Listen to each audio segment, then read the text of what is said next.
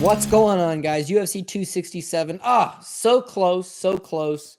Yet so far, unless you take the hedge out option, we normally do make these tickets to give you that hedge out option, but all the same, right? You get 13 to 14 picks, right? You're 12 to 13 going into the main event, and for that to happen to Jan, awful. But let's talk about all the action that happened in the between. Again, 14 fights, a lot of them action-packed, good results.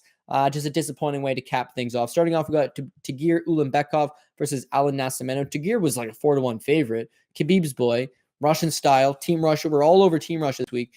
You know, he should go out there and roll. But with Alan Nascimento, again, we knew going in, this guy's super skilled. He's got good Muay Thai. He's got good jiu-jitsu off his back. And I don't know who you're more impressed with. Are you more impressed with the guy that won? 4-1 favorite, supposed to win, got the takedowns when he needed them, but man, I feel like Alan Nascimento's stock went up. I mean, he's throwing up submissions the entire time. First round's very close. I scored it for Tagir.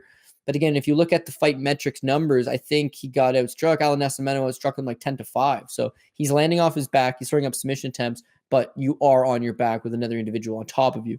Second round, again, he is off his back, but you see closer submission attempts. You see better work off his back. Again, does outstrike him in that second round. Probably a 1-1 going to the third. And then Tagir, he gets the takedown.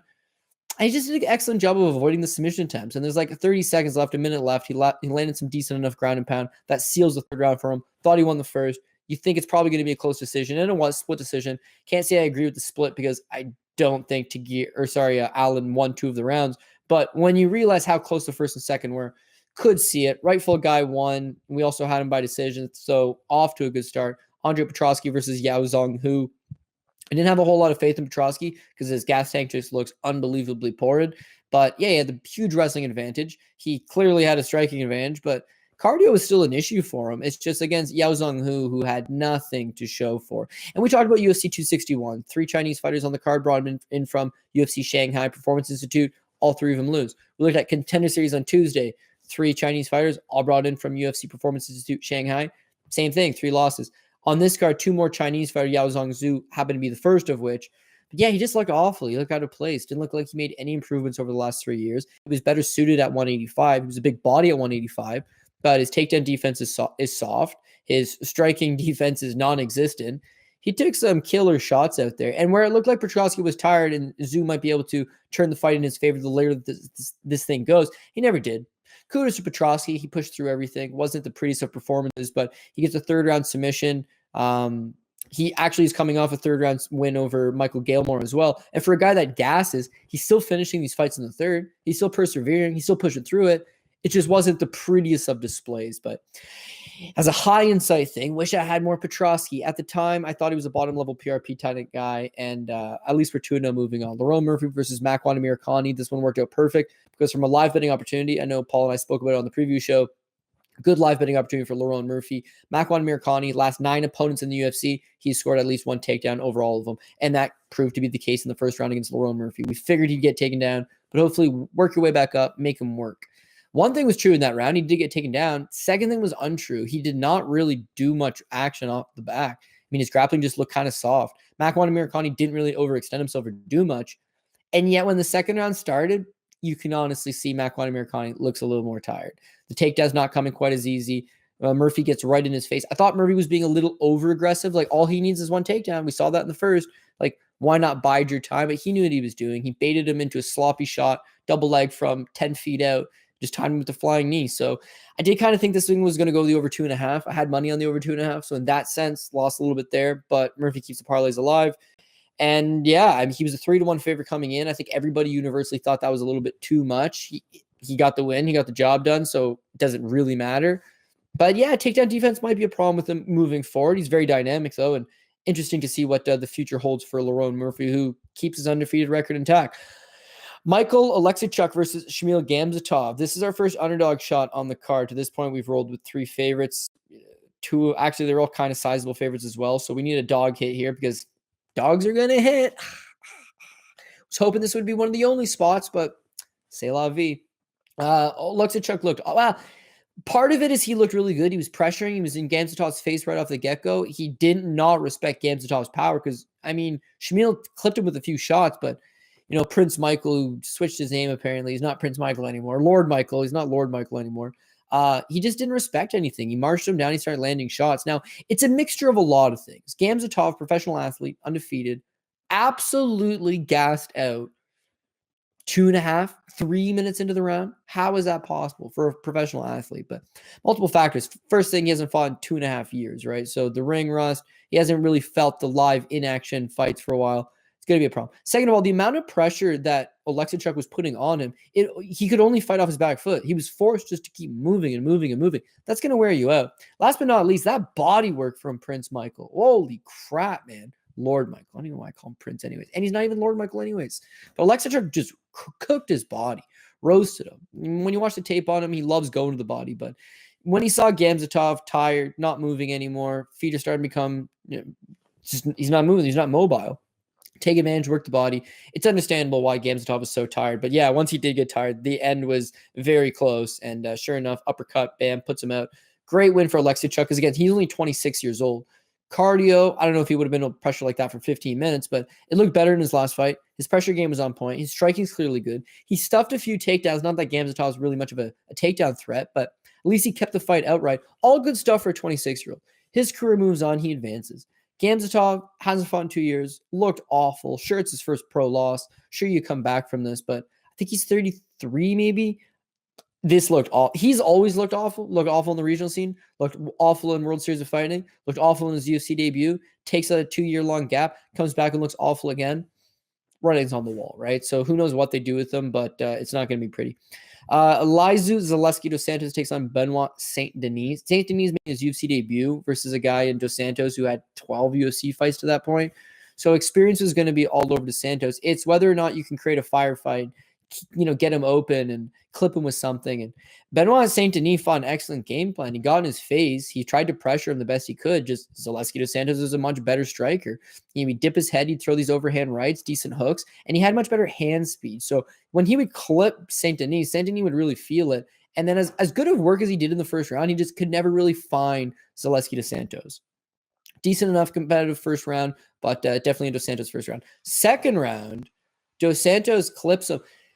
See, it just looks like Saint Denis can walk through everything. He's got a granite chin on him. Like every time dos Santos hits him, he's not wobbled, he's not phased. The guy's obviously very tough, but then finally one cracks him, and it's a right hand, and it completely wobbles him. He kind of goes back to the cage, eats 20 more clean shots on the chin.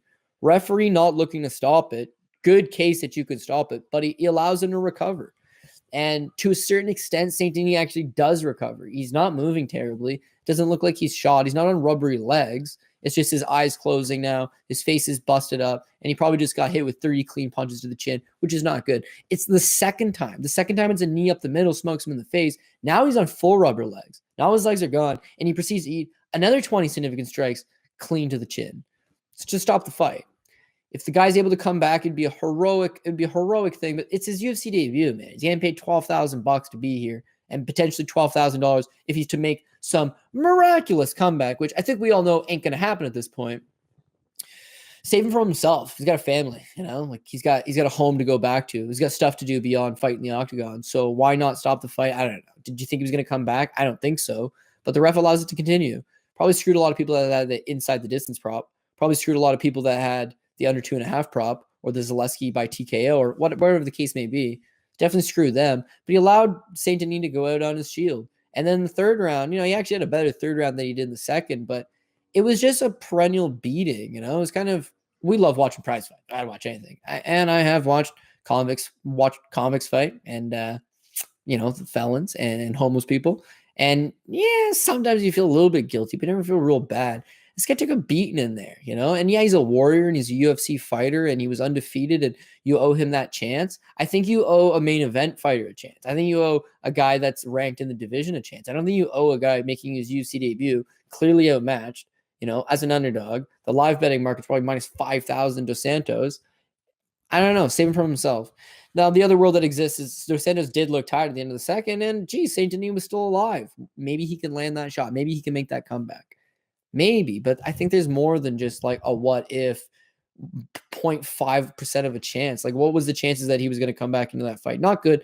Got to save them from themselves sometimes. He's got a great chin, never went down.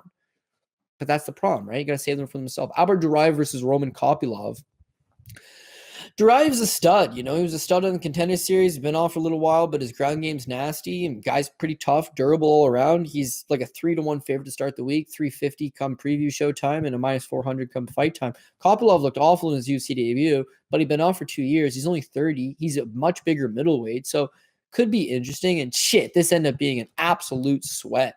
Duraev in the first round. You have that much of a grappling advantage. Okay, very significant grappling advantage. His top control amongst the best in the division. Needs to get the fight to the ground, but once it is on the ground, Duraev in just cruise control. On the Contender Series, didn't take very long. Fight gets to the ground, cruise control. You're taking on Roman Kopylov, more so a striker, and he literally just got submitted by Carl Roberson in his last fight 2 years ago. As a kickboxer, took him down, submitted him. Bad look. This is your easy path to victory. But in the first round, he's just banging with him. Very close round. I guess I scored it for Duraev, but you could have made a good argument that Kopylov won the first round. It was close. They both landed shots. Duraev's kind of backing him up, but he ate a decent knee, and he got his leg buckled off a leg kick. So, again, this is a close round. Second round, Duraev, again, he comes out to bang. Like, where's the game plan? Where's the ring IQ? Why are you not taking the path of least resistance? Why are you just trying to bang with this guy? And sure enough, boom, clip. Kopylov catches him. I believe it was a right uppercut.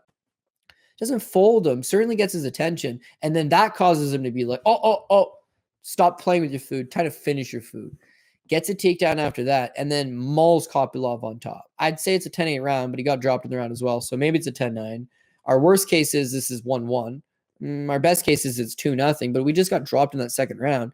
And then the third round, he's completely exhausted. Luckily, Kopylov was also exhausted.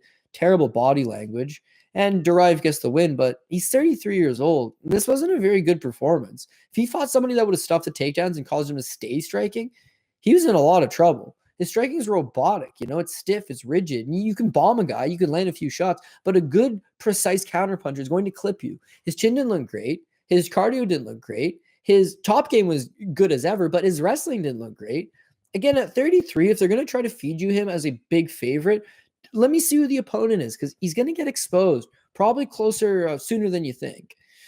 Zubair Tukhugov versus Ricardo Ramos. This was a dog shot. A lot of people were taking on Ricardo Ramos. I went with Zubair Tukhugov. I thought that if it was a close decision, they would just give it to him. And this wasn't really all that close of a decision. He did an excellent job. Better striking. Ramos never really looked comfortable. He was getting beat to the punch. Every time he got hit, started to bloody up a little bit. It wasn't like he was out of the fight. It was another classic Tukhugov decision type fight where he goes through the rhythm, but normally he's been getting tired. Normally he fights excellent for a round and a half. This fight, he just didn't really push himself, didn't really go for it, didn't overextend him at any point. Yeah, and he was able to pace himself excellent, and that pacing is what led him to the unanimous decision victory. Agree with it. I think it was a solid performance for Tukhugov, who's inconsistent in that he doesn't fight a whole lot. And when he does fight, it's usually a close split decision. This one, a little more definitive, and not like a bum opponent over Ramos. Ramos still very young. You can see him coming back from this, but he's limited. He's not a great striker. He's not a great wrestler. His durability is okay. His cardio is okay, but the higher you get up the division, the tougher the guys you're going to fight. You need that one big advantage, that one big thing you bring to the table. Don't really quite see it out of them, but all the same, what can you do? So at this point in the night, we're 2, 4, 6, 7. 7-0. We're feeling good. There's only one prelim left. Janda versus Amanda Rebus. Janda was the second underdog on the card I took a shot on.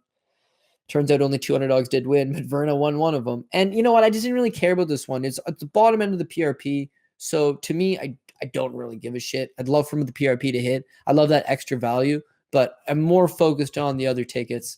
Verna Jandaroba, I thought it was a 50-50 fight. I thought it could have gone either way. I knew she had a good ground game. BJJ black belt, very strong on top. And the first round was actually going according to plan. She gets the takedown, shot 2 initial takedown attempts, both stuff. Third one, cuts the corner, gets on top. And then Rebus had nowhere to go, nothing to do. Verna Jandaroba easily wins the next 3.5 minutes. And the referee stood them right at the end of that first round. There was like 30 seconds left. Didn't like the stand up, but it's our round. We're cool. We just need a Verna second round takedown. And then the second round, similar to Albert Duraev, she never even attempted a takedown in the second round until the 4-minute mark, or like 4 minutes into the round. So you just won the first round. Not based on your striking. Well, she did clip her, but it was the takedown. The takedown is our way to win. It's how you won the first round. It's how you're going to win this fight, if you're going to win this fight at all. And to not go for it, to not pursue it, she just stood at distance. Rebus got more confident. Rebus got stronger. She got more tired. By the time she decided she had takedown, she was too tired. She was too gassed. So she drops the second round. It's a third round situation. It's still 1-1. She can still go out there and get a takedown. She's just too tired at that point. Rebus put it on her. Solid performance for Rebus in that. Her cardio checked out. Desire to fight looked good. She was getting stronger as it went. It looked like she could fight 5 rounds at that pace, and she really started to put it on Verna hard in the third round, which is what you want to see of a good young fighter. This is a quality victory. Rebus no doubt goes forward. More of a takedown threat could definitely be a problem, but there's not a whole lot of takedown threats in this division. And then Verna's got no power, never knocked out anybody, doesn't have any knockout wins, has a TKO due to an opponent breaking her arm, no knockout wins. She actually knocked down Rebus at the end of the first with a right hand, and Rebus got killed by Marina Rodriguez. So I'm not entirely sure that she's turned the corner. I'm entirely sure that Rebus is back to that number one prospect, and a good striker is going to give her problems. Someone who can take her down at will is going to give her problems. Depending on who they give her next, we'll see. For Verna, tough loss. Tough loss because at 33 years old, and with the shape she's in, the cardio is not going to get any better. She's never won a third round in the UFC. No judge has ever scored a third round in the UFC for Verna Jandiroba. She's just a 2-round fighter. That's the unfortunate part of it. If she could be up 2 rounds going to the third, she's got heart, she's got decent chin, decent durability, she could survive.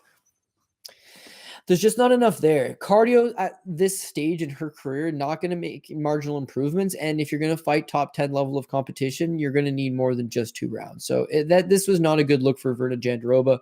Again, it didn't really matter. Things move on. There was 14 fights on this card. I had her listed as the 14th most confident play. So it is what it is. It was fully expected. But somebody tweeted me. They were like, man, I can't believe. It's like she won the first round, right? It wasn't like it was a blowout. She looked bad in the second and third, but it's the fight game, right? She gets us takedown in the second, survives in the third, maybe she wins. Was it a bad play then? No.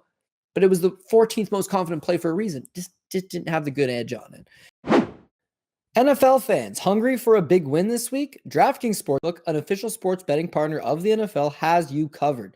New customers can bet just $5 on any NFL team to win their game this week. And if they do, you win $200 in free bets. Winner, winner, chicken dinner. It's that simple. If Sportsbook isn't available in your state yet, DraftKings won't leave you empty-handed. Everyone can play for huge cash prizes all season long with DraftKings Daily Fantasy Sports Contest. DraftKings is giving all new customers a free shot at millions of dollars in total prizes with their first deposit. Download the DraftKings Sportsbook app now and use promo code DOP. Bet just $5 on any NFL team to win their game. And if they do, $200 in free bets just like that. If they win, you win with the promo code DOP this week at DraftKings Sportsbook, an official sports betting partner of the NFL. Must be 21 years or older, New Jersey, Indiana, and Pennsylvania only. New customers only. Minimum of a $5 deposit and $1 wager required. One per customer. Restrictions do apply. See DraftKings.com/sportsbook for details. Gambling problem? Call 1-800-GAMBLER.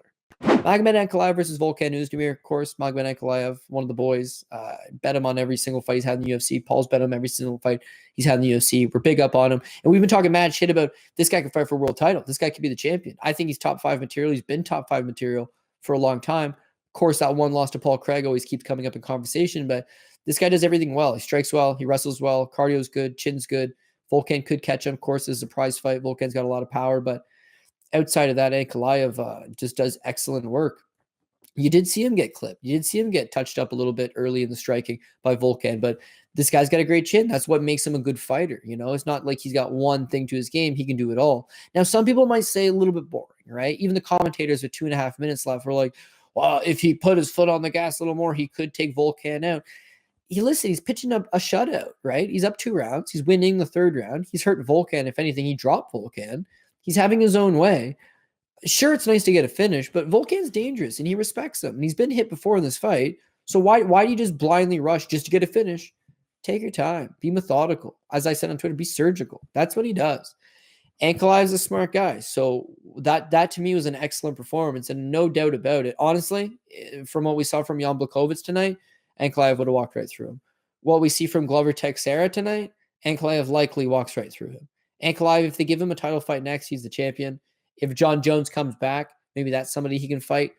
Yuri's just such a shit-eating wild man that Yuri Petrovsky could land on anybody in theory and knock them out. But skill for skill, Ankalaev, he's the man. He'll get the title eventually, matter of time. Khamzat Chimaev versus Jingliang Li. Again, Chimaev is probably another one of these guys that looks like it's a matter of time. He had a tough time making 170 pounds, I guess, on the scale, but did make it. Not like he missed weight. And that didn't look like a guy that had a bad weight cut to me. Like, he was full of energy, filled out, just fights the way he's always fights. The guy got COVID. He's taking a year off. He retired because he said of the long-lasting damage it's done on him, and yet just goes out there and just right back to business. Smash, smash, smash. That double leg, he just shot right under Jing Liang Li's very first strike. Blast double. He was so far in on the hips, so fast. Nobody's going to stop this. And props to Jing Liang Li. He did actually stuff it. He drew his hips in. He stayed upright. And then Chimaev just transitions to the back, lifts him up, carries him over to Dana, gives him the old what's going on, dumps him, and then just put a pounding on him. I'll give Jing Liang Li one thing. It was pretty tough that you stuffed that initial takedown attempt, even though he got taken down. But he fought the rear naked choke off valiantly. Spirit of a warrior. Definitely got the Bushido spirit. It's just Chimaev is so game. Even when he flattened him out at one point, it's like you can see Jing Liang, the ref's like, you got to work. It looked like it might have been a TKO stoppage at first. Ref's like, you got to work. Jing's moving. He's moving his hips. He's trying to create space. Problem is that Chimaev is so unbelievably heavy on top. There's nothing you could do. Even if your jiu-jitsu coach, it was just a room, just with Chimaev on top of you, and your jiu-jitsu coach is the referee. And he can sit there and be like, this is what it wouldn't fucking matter. It would not matter. Didn't matter what the hell they told you to do. Couldn't do it. So Chimaev does look special. And I know he's just, everyone says like, oh man, he's not faced any adversity. What, is that his fault or is he just that damn good? So at 170 pounds, the fight to make, you can't rush him into a title fight, right? But he's looked so dominant over mid-range guys. Jing Liang Li's the upper mid-range guy. You know, he's looked so dominant. Part of me is like, just throw him in against the Lions and see what happens. If he's this good, if he's as good as he's looked against that level, yeah, maybe he can go out there and win a title. Should he fight a couple ranked opponents? Sure. It just doesn't seem like anybody in the division really wants to fight the guy. And as far as how does he match up with Colby or how does he match up with Usman, or at least those are two guys that theoretically stuff to take down, right? Is he going to go out there and take down Kamaru Usman? Is he going to go take down Colby Covington? Possible, but at least those guys are not Jing Liang Li. Like, at least those guys could make something happen. And he's looked so dominant. I want to see somebody test him a little bit. But yeah, that's a flawless victory. Perfect kill. And for Jing Liang Li, I will not hold that against him. Whoever he fights next time out, let's pretend this one didn't even happen because he didn't take any real damage in it. Let's be real. And yeah, that shit's going to happen. So free pass for Jing Liang Li on that one. Alexander Volkov versus Marcin Tybura. I didn't really want to go that big on Volkov. The more I thought about it, talked to Lock of the Night on the prop show. He really liked Volkov. Got talked into Volkov. Okay. Tybura's not going to get this fight to the ground, and Volkov's a superior striker. Actually, both things proved to be true, but whoa, greasy fight, man. Greasy fight. First round, Volkov stuffs the takedowns and lands the better strikes. It's a close round until Tybura made a bonehead decision, got sprawled out on. Volkov ends up on top with 90 seconds left. First round, Volkov, we're good. Second round now, tide's starting to change. Volkov looks gassed. We've seen him fight 5 rounds with Curtis Blades at a higher pace. The 5th round was his best round. We've seen him push and throw well over 100 significant strikes before he tires out.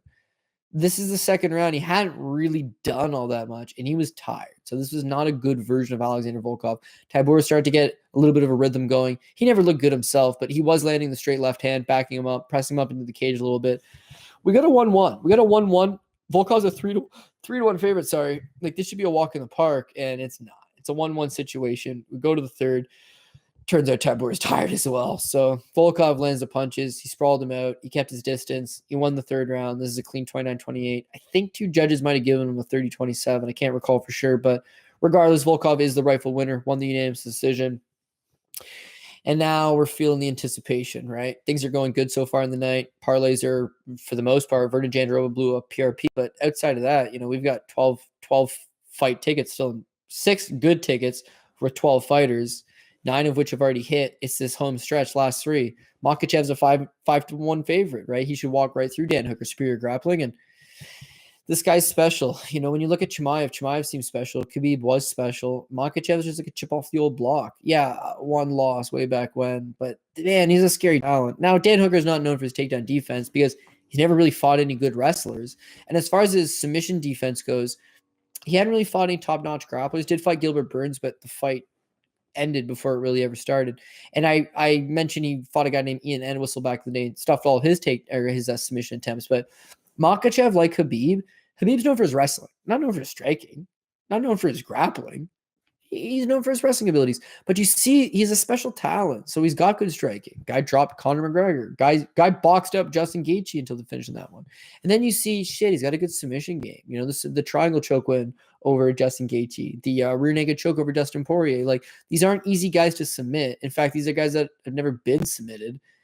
And he just walks right through, and that's a special talent. Makhachev's the same thing. It's not just the wrestling. You got to go out there and buzzsaw right through people. He normally takes his time, but Hooker just gave no resistance. The takedown was on point. He ground and pounded him fairly good, and he started hunting for the arm right away. But it wasn't one of the G's like, oh, grab the arm, it's right there. He just like slowly, okay, I got a grip on it, and I'm slowly going to inch two hands. Now I got a 2-on-1. I'm slowly going to prop him up. I'm slowly going to step over. And as soon as he stepped over, if you've ever been to jiu-jitsu, and once they step over, you know, you're pretty much fucked. And he was screwed. There was nowhere to go from there. It looked like he was either going to break the arm. I didn't see him tap. And it did look like he looked at the referee to say, I didn't tap, but it also looked like his arm was dislocated. So that was obviously the good call. He may have said something verbally, may have tapped out. I don't know, but the good call regardless. What were you going to do? Shatter an arm and fight him with one?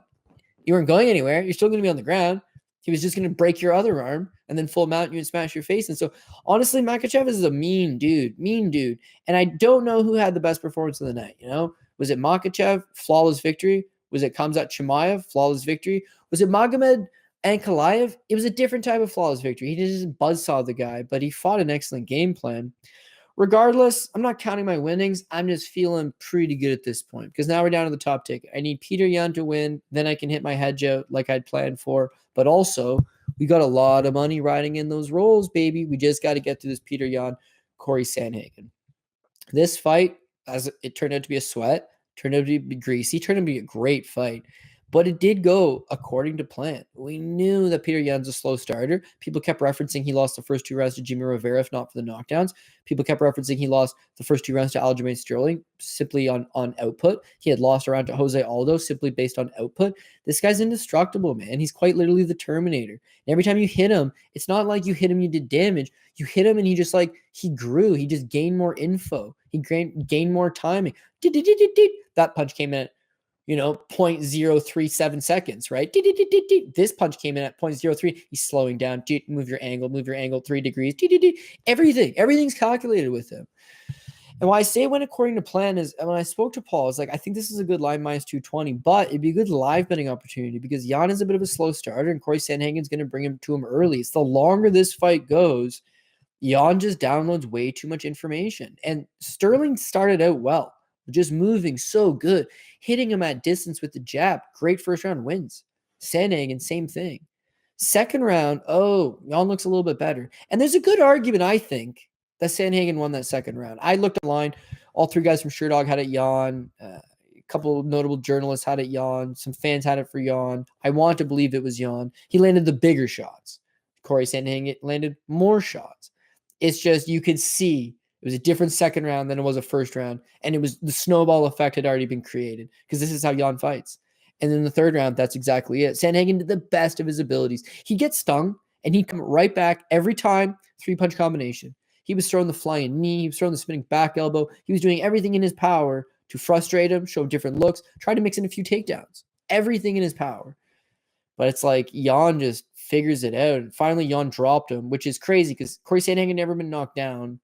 And Jan's knocked down his last 5 opponents. Knockout victory or not, he's scored 5 straight knockdowns, 5 straight fights. And this keeps the streak alive. This guy hits you. Maybe it's power, but it's precision. He's just so sharp. And the way Corey Sandhagen fights with his hands low, in and out of the pocket, relies a lot on timing and reflexes. The more damage you take, the more tired you get. The timing's not there anymore. The reflexes aren't there anymore. And Yan was not going anywhere. Yan did beautiful work with the calf kick and the body kick. But by the 4th round, it looked like his leg was hurt or he just didn't really care to throw the kicks anymore. So he just strictly start using his boxing. Corey Sandhagen just couldn't get out of the way. Everything was on point. If, for whatever reason, Sandhagen did, in fact, win that second round, 3-4-5, all Yan. Yan got a knockdown in the 3rd. The 4th round was his biggest beating. And the 5th round, props to Corey Sandhagen for trying. Landed a flying knee at one point, went for it.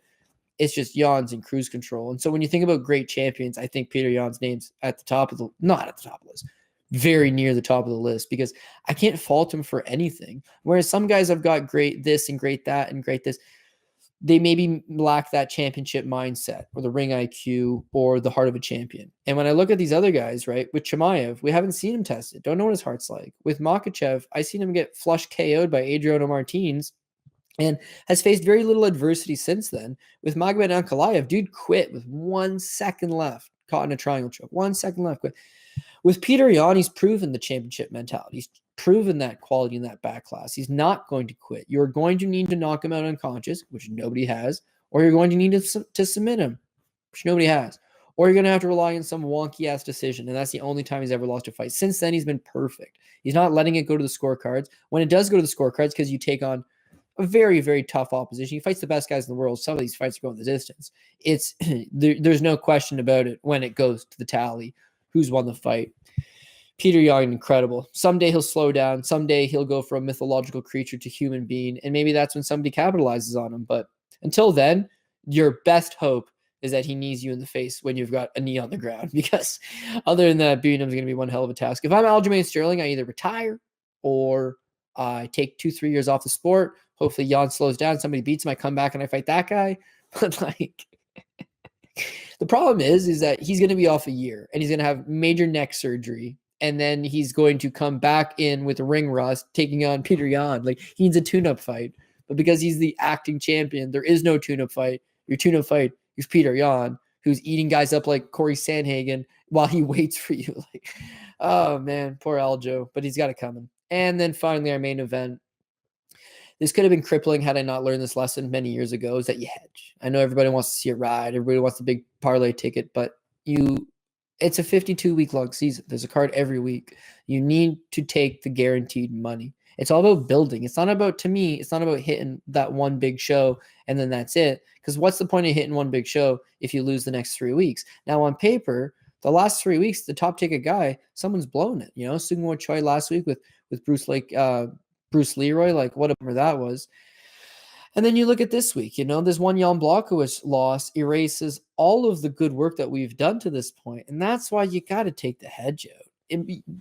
Glover was like a plus 225 underdog. You didn't even have to put much on him if you didn't want to, but it paid good and it had to cover you from both sides. At this point in the night, you know, if Jan Blachowicz wins, you're getting a hefty payday. Why instead of get a hefty payday, just get a nice payday? But then hedge the other side. Don't lose any money on this event. You put in the work. You've done good at this point. And so, yeah, sure, I learned that lesson a long time ago. That saved me. But I know there's people that are feeling it because you had a 3-1 favorite in the main event. And you can do the research. You can do the work. You can do all of that. And there's these intangibles. There's variables of the game. Something could always happen. Could be the big punch. Could be somebody blows out their knee. The only theory I can present on this one, can't take anything away from Glover, but the only theory I could present on this one is that it's possible that Jan either had a neck injury coming in or injured his neck on the first neck crank attempt because something seemed off. Glover, beautiful takedown attempt. You know, his wrestling is old-timey, but it works. Power wrestling off the cage. He had a really deep bite on that. You knew Jan was getting taken down. What I didn't expect is Glover black belt, Jan black belt. Jan right away regards, very nice. And then that was it. He just held him in guard. He tried to get 2 overhooks, which wasn't going to work. So he settled for 1 overhook, and Glover was bouncing his head off the canvas with the elbow and the free hand. He did not attempt to create space. He did not attempt to get up. He did not attempt to swing his hips. He didn't even open up his guard. It was almost as if he just knew, it's a 4-round fight. I'll just lose this round. But it's not a great game plan because he's working you a little bit, and you're getting progressively more tired. You're on your back. You don't just give a round away. He did nothing to improve position. It's fair. It's a 4-round fight. Peter Yan just lost a round. It's all good. We're going to come back and we're going to go forward. It was the goddamn neck cranks. Like, this is 2021, not 1997. Nobody uses a neck crank. Well, I suppose, Duraev neck cranked a guy in Contender Series. But yeah, straight up, come on. Outside of that, Mark Coleman and Mark Kerr not in the game anymore. Nobody uses it. And if you were to use it, you're using it to open guard. Glover didn't even use it to open guard. He would just grab on the neck and crank on it. And most guys in that position, clear space. Push them off, take an underhook, move your hips. he was overreacting to it. The first time it happened, he did open his guard briefly, and then, I don't know, maybe that put a kink in his neck. I'm not sure. The second time he went for it, it was just uncomfortable, but it's a very basic move, man. You're a BJJ black belt. Not concerned about this. The third time he went for it, Jan looked in a lot of trouble. He's not going to tap from a neck crank, but he started trying to scoot his hips and create space to release some of the pressure, but he was noticeably in a lot of pain from it. So now we got a second round start. Jan's a better striker. We know that. This looks like a matter of time before he knocks out Glover. Glover can't move his head all that well anymore. His hands are always kind of relatively low, like a Kimbo Slice or a prime Mike Tyson. Like, he just kind of bobs and weaves, but he's too slow, and he's getting picked off. The jab's there. Jan stuffs the first 2 or 3 takedown attempts and lands a couple decent right hands in the mix. This is a Jan Blachowicz round. This is going to be hopefully 1-1 after this. We've got 3 more rounds to work with, and it also looks like matter of time. Like, he's going to clip Glover at some point, but you can't, when you talk about champions and X factors and guys, Glover's he's got a heart.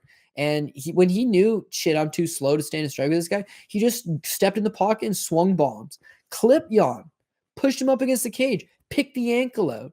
And whereas Jan, BJJ black belt, supposed to have decent takedown defense, whereas most guys right up against the cage from an ankle pick, low ankle pick, you just get back to a knee, you get in, and you use the cage and you get back up. Soon as he sucked it out, Jan just accepted the position almost right away. So Glover steps into mount, his best position, his favorite position, and Jan turtles up and gives his back. Glover puts one arm under the chin. It looks like a deep bite, but he's not connected his hands. He just got one arm.